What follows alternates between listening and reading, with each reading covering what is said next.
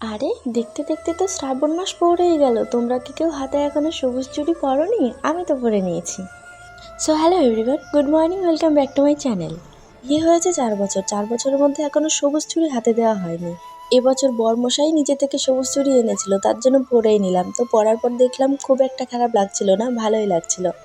আমি তো শ্রাবণ মাস পড়তে না পড়তে পরেই নিলাম চুড়ি। তোমরা কি এখনো পরোনি?